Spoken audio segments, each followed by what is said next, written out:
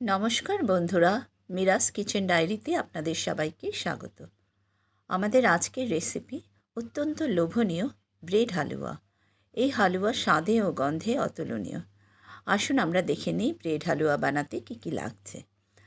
এখানে আমি 8 পিস পাউরুটি নিয়ে নিলাম, সিম্পল মিল্ক ব্রেড নিয়েছি, 1 বাটি চিনি, 4 টেবিল স্পুন মিল্ক পাউডার, প্রয়োজন মতো ঘি, ছোটো এলাইচি, আমন্ড, কাজু, প্রয়োজন মতো জল। প্রথমেই ব্রেডগুলোকে ছোট করে টুকরো করে নিলাম।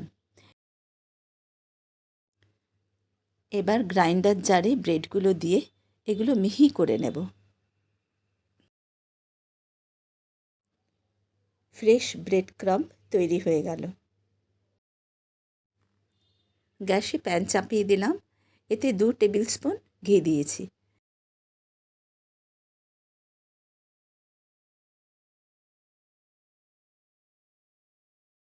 ঘি মেল্ট হলে এই ড্রাই ফ্রুটস যেমন বাদাম, কাজু, কিশমিশ দিলাম। আমি কিশমিশটা সেই সময় ভুলে গিয়েছিলাম, এখন অ্যাড করে দিলাম।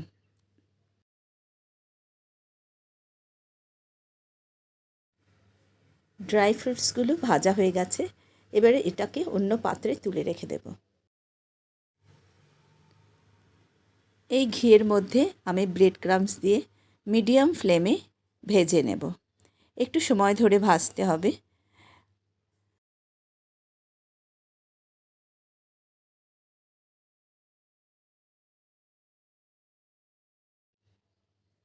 খুব ভালোভাবে এটা ভাজা হয়ে গেছে, খুব সুন্দর ব্রাউন কালার এসে গেছে।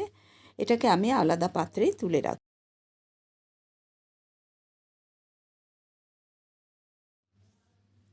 এই পাত্রেই আমি 1 বাটি চিনি আর 1 গ্লাস জল দিয়ে দিলাম। একটা সুন্দর ফ্লেভারের জন্য এর মধ্যে আমি 3টে এলাইচি ভেঙে দিয়ে দিলাম। আমি একটা পাতলা চাশনি করব। জাস্ট চাশনিও বলা যাবে না, একটু চিনিটা গলে যাবে এই রকম।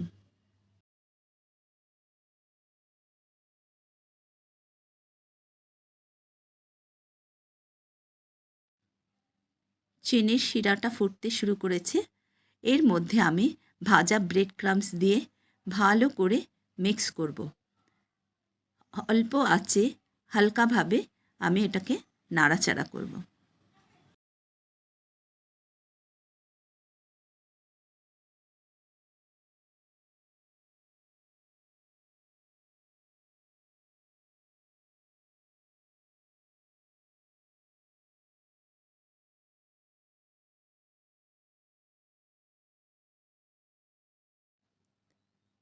আঁচ কম করে এর মধ্যে আমি 4 table spoon milk powder mix করে দিচ্ছি।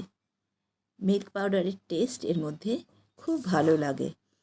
আগে থেকেই আমি মিল্ক পাউডারটা বার করে রেখেছিলাম বলে বাটিতে জমে গিয়েছিল।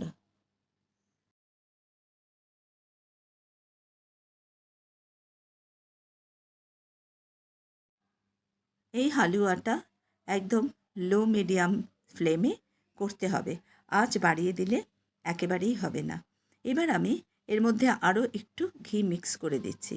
নামাবার আগে আর একটু ঘি দিলে এর স্বাদটা অতুলনীয় হয়।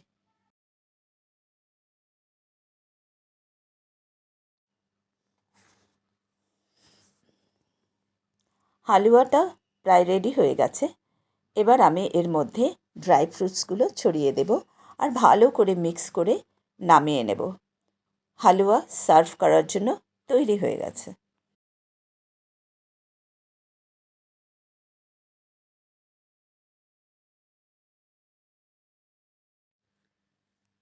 অপূর্ব দেখতে আর অপূর্ব স্বাদের ব্রেড হালুয়া তৈরি হয়ে গেল। খেতেও দুর্দান্ত হয়েছে। বন্ধুরা, আমার এই ভিডিওটি লাইক ও শেয়ার করবেন। আমার চ্যানেলটিকে যদি এখনও সাবস্ক্রাইব করে না থাকেন, দয়া করে চ্যানেলটিকে সাবস্ক্রাইব করে আমার পাশে থাকবেন। অনেক অনেক ধন্যবাদ আপনাদের সবাইকে। আবার দেখা হচ্ছে একটি নতুন রেসিপির সাথে।